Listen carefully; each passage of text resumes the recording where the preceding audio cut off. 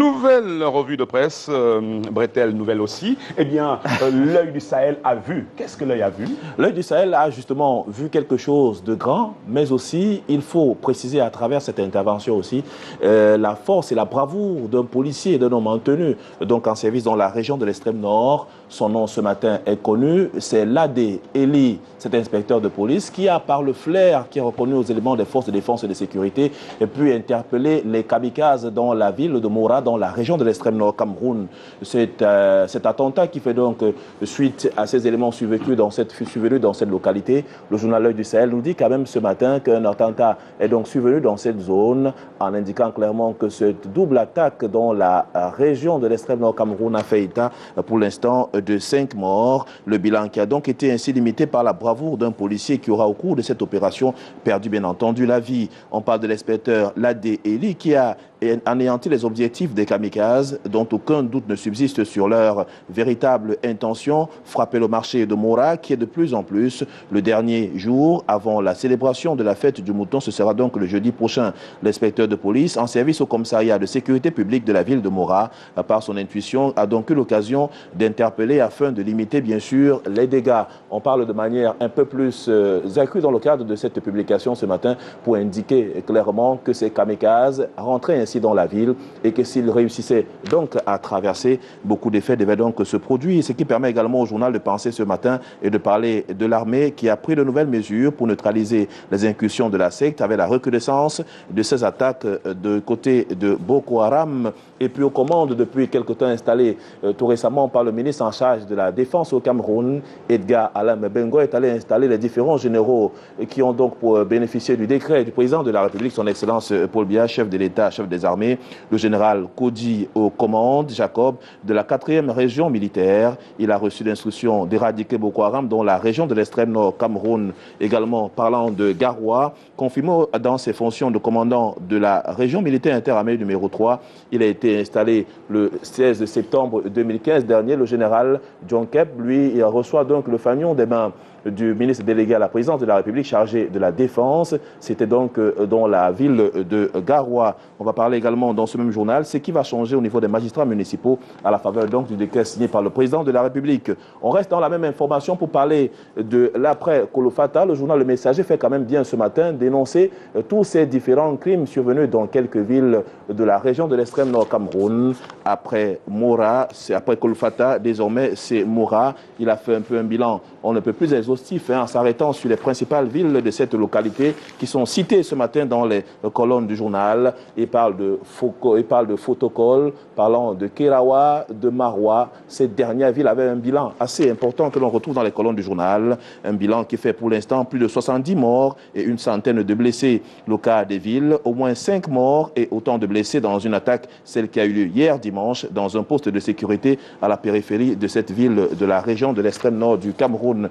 Une véritable patate chaude dans les mains du président de la République, huissier de justice en attente de charge. Le président de la République, Paul Biya, devra donc arbitrer une fois de plus cette autre mesure nécessaire qui permettra d'avancer et surtout d'intégrer au sein de l'appareil, ces huissiers en attendant pour arbitrer le désaccord entre Laurent Esso et Ngongor au sujet de la gestion des dossiers des huissiers de justice en attente de charge. Le chef de l'État, président de la République, son Excellence Paul Biya, tel Ponce Pilate, observe à distance ce duel, quoique conscient qu'ainsi s'étale dans toute leur laideur et nuisance la désagrégation d'un régime du renouveau happé par la spirale de la décadence. D'ailleurs, c'est un article signé de Soulé Honoriolo qui nous parle également à la fin de cela de l'expérience comptable, en parlant bien sûr au niveau du tribunal de ces experts-là même qui se déchirent. Quelques-uns d'entre eux ont porté plainte contre leurs confrères du côté donc du tribunal criminel spécial, indique donc le journal ce matin. L'ancien président de l'Ordre national des experts comptables du Cameroun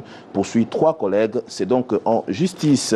Nous parlons également de la nouvelle expression qui revient ce matin sur le renouvellement des organes de base du Rassemblement démocratique du peuple camerounais.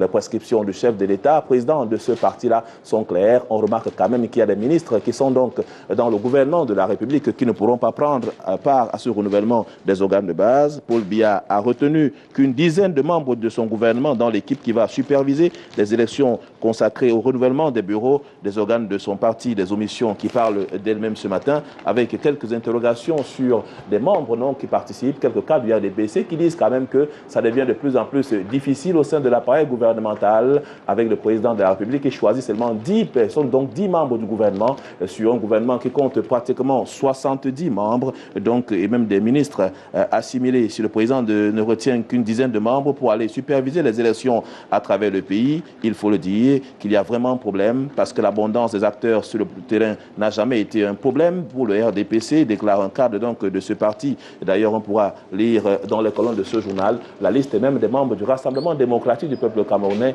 qui ont été choisis par le président de la République, chef de l'État, dans le cadre de cette opération très importante qui verra donc la participation de ces différents membres. On va aussi parler ce matin en sport et puis en football en parlant de Pierre Semengue, lui, donc, à l'oreille de une du journal La Nouvelle Expression ce matin, qui nous dit quand même qu'il recuse les 20 délégués régionaux qui ont été élus tout récemment, même dans le cadre des différentes élections, et surtout l'Assemblée générale annoncée pour la Fédération camerounaise de football. La Ligue de football professionnel du Cameroun a désigné ses émissaires pour l'élection fédérale, mais son président dénonce des arrangements opportunistes dans le cadre, bien sûr, de cela. On parle également des Lions indomptables du Cameroun, les pouliches d'Enon Gatchou, qui tronquent bien sûr ce qu'elles auraient pu remporter au cours de ces différentes compétitions là-bas, en parlant de l'or ce matin, au détriment bien entendu de l'argent. Les joueuses de Nongachou ont été détrônées vendredi dernier en finale de la compétition par le Ghana sur un score étriqué de 0 but contre 1.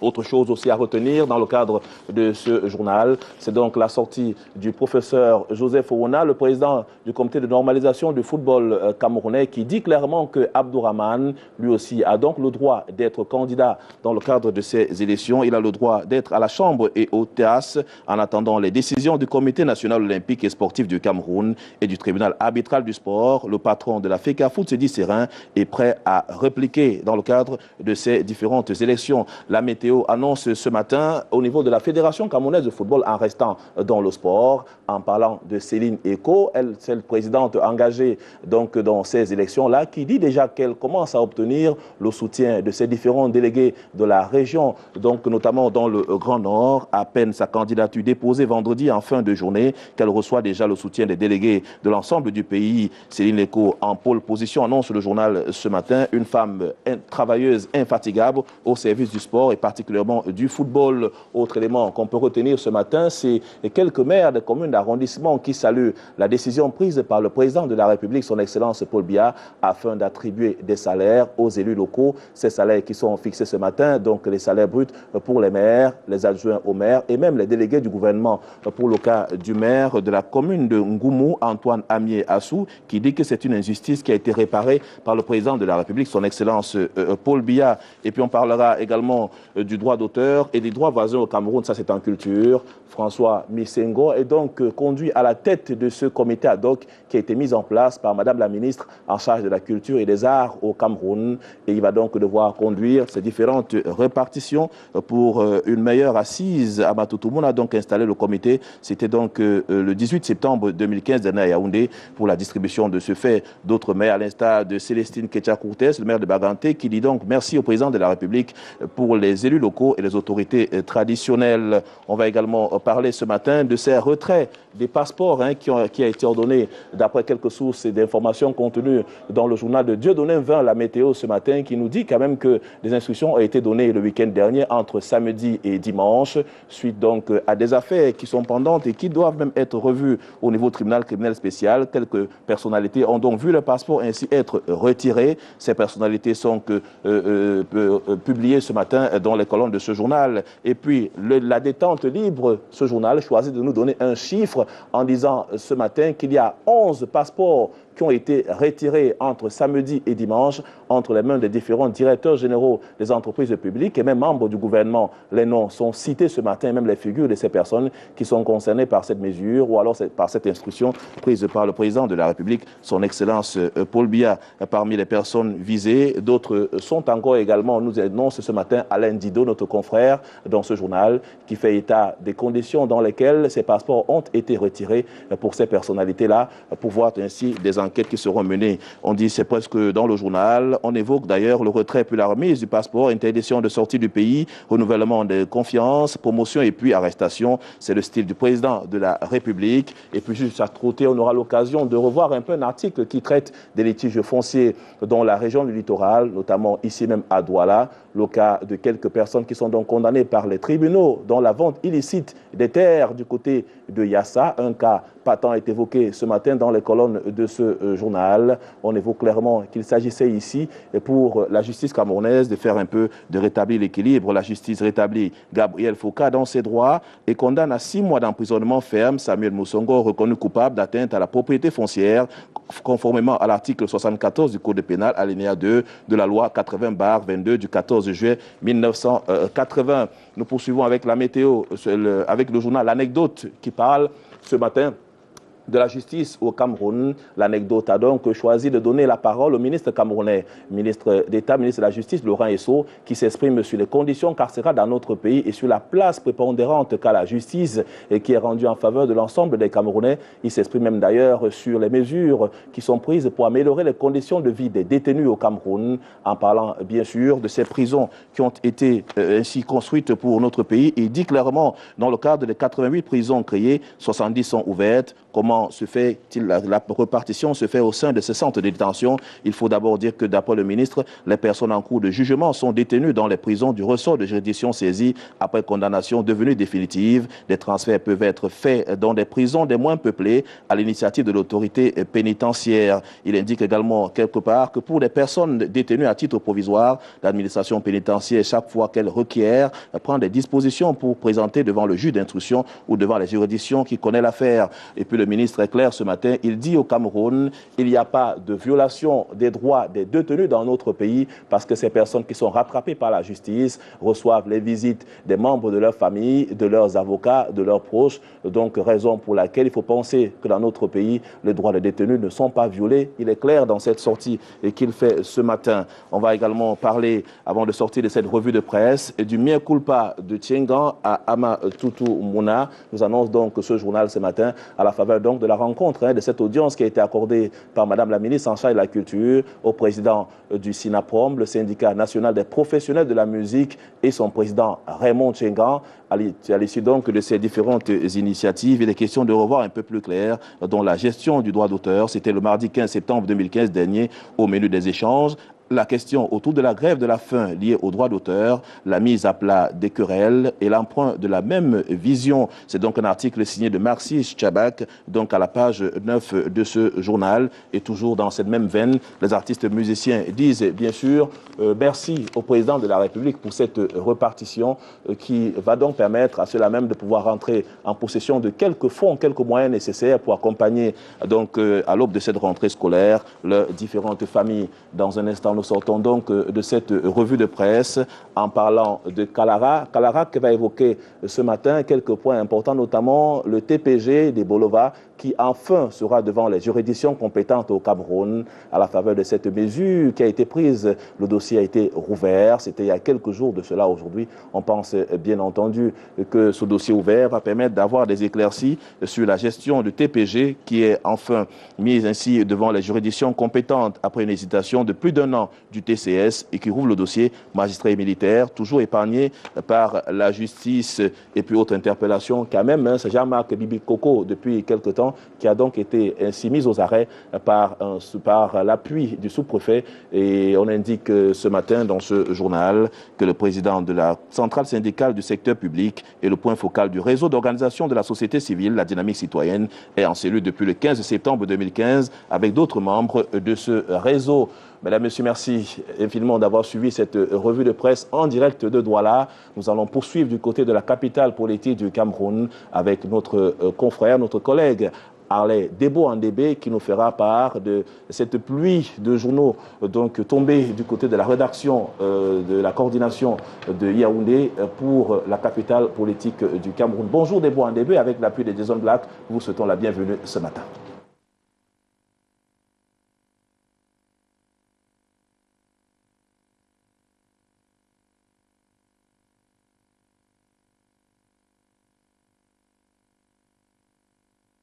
Serge Bonjet, bonjour Jason Black, bienvenue à Yaoundé. Vous parlez d'une pluie de journaux. Il y a vraiment une pluie cette journée du 21 septembre 2015. Bienvenue donc à Yaoundé pour cette seconde partie, la lecture des unes des journaux. On commence par Cameroun Tribune, le quotidien national bilingue d'information en deux tableaux. Ce matin, d'abord l'attentat perpétré hier à Mora et la compassion du chef de l'État, n'est-ce pas, grâce à l'intervention donc de la police et de quelques civils. On est passé à côté, n'est-ce pas, du drame à Mora hier.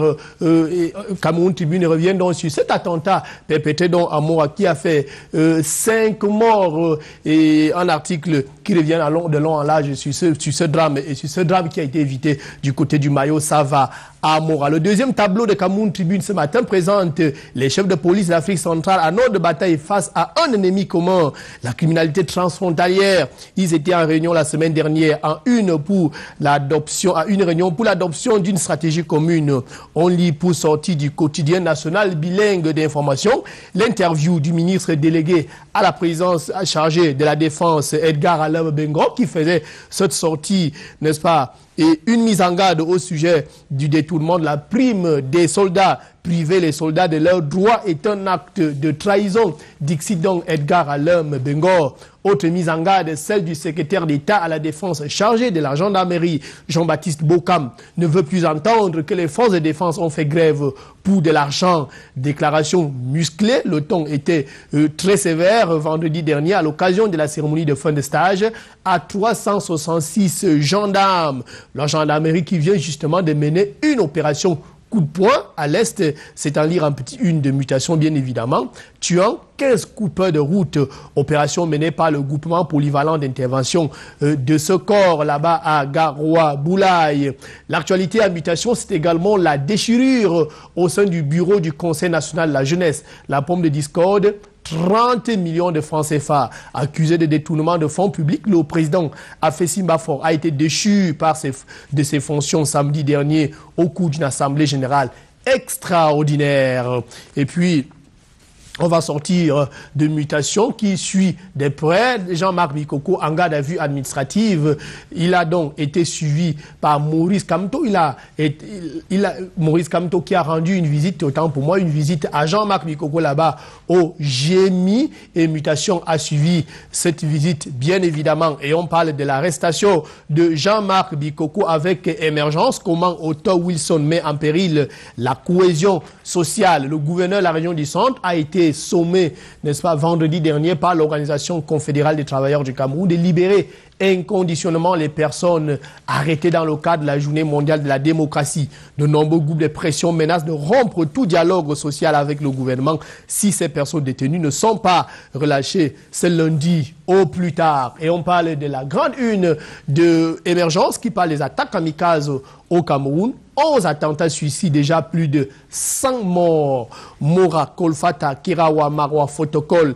Les attaques terroristes se multiplient et le nombre de victimes s'alourdit au fil des temps. Bilan chiffré des morts et des blessés, c'est en page 5 du journal de Manius Mbiaga ce matin. Autre journal, c'est Baoba, n'est-ce pas, l'hebdo, qui parle de l'arrestation du leader syndical Jean-Marc Bikoko et son assignation de 15 jours de garde à vue administrative pour avoir évoqué l'alternance au Cameroun. Jette un sérieux coup de froid sur cette notion au pays de Paul Biya, c'est dit dans le journal Baoba ce matin, qui a quand même des doutes sur le Cameroun, sur la pratique de la démocratie au Cameroun. Et en une principale, le journal va parler des universités d'État et Paul Biya sur la fidélité au régime. Les récentes nominations du chef de l'État, dit le journal, dans le monde universitaire, s'attachent d'abord à récompenser les personnalités du sérail, c'est-à-dire à Baoba. Ce matin, on lit l'épervier et on parle encore de Paul Biya qui limoge son pilote pour faute lourde à la sécurité présidentielle. Le chef de l'État vient de reverser son aviateur attitré à son corps d'origine au lendemain de son récent séjour en Europe. Le pilote désavoué, le colonel Bad Bodo, qui serait un béni, oui, à la solde du ministre Mbengo, paierait ainsi les frais de sa déloyauté vis-à-vis du prince, comme ce fut le cas du lieutenant Emmanuel, voleur de la mallette du président de la République en Suisse.